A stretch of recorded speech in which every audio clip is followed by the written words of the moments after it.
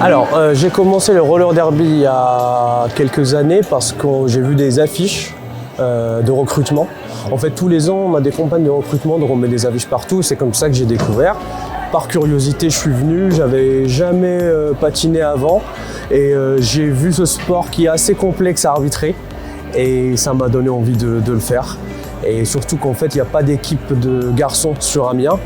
Et il y a énormément de besoins d'arbitres dans ce sport en général. Vu que c'est un sport amateur, il y a toujours besoin d'arbitres à patin et sans patin d'ailleurs. Alors il y a deux types d'arbitres. Déjà, c'est arbitre avec patin et arbitre sans patin.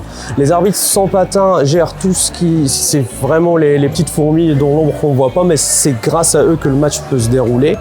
Et ensuite, il y a les arbitres à patin qui, eux, vont diriger le jeu et aussi envoyer les fautes. Donc dans les arbitres à patins, il y a encore trois types d'arbitres.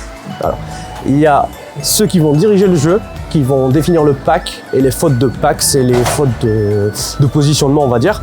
Et il y a les arbitres d'extérieur, les OPR, Outside Pack Ref, qui vont plus être là pour mettre les fautes. Par exemple, on n'a pas le droit de taper dans le dos, on n'a pas le droit de taper en dessous du genou. Il y a beaucoup de règles comme ça que nous, on va voir et siffler, annoncer le nom, la couleur et le numéro du joueur-joueuse et l'envoyer en prison où il ou elle va purger une peine de 30 secondes. On se forme au début dans le tas, c'est-à-dire on va commencer par faire ce qu'on appelle ghost arbitre, c'est-à-dire un arbitre fantôme où on n'a pas de rôle mais on regarde un peu ce qui se passe, on est à l'intérieur, on regarde ce qui se passe et quand on se sent assez confiant, on va juste mettre les pieds dans le plat et puis faire le premier match.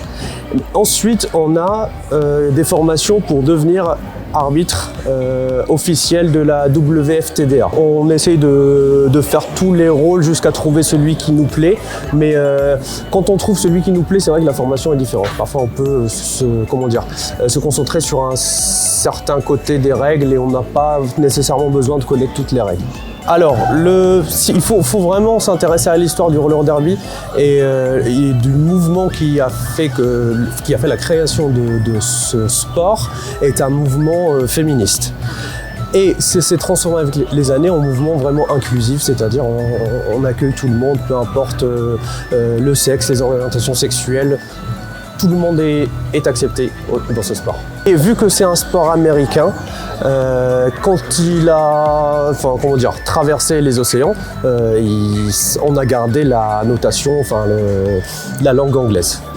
On communique entre nous, on parle en français, mais tous les termes des fautes et les termes du jeu sont en anglais. Et on les communique aux joueurs, joueuses en anglais.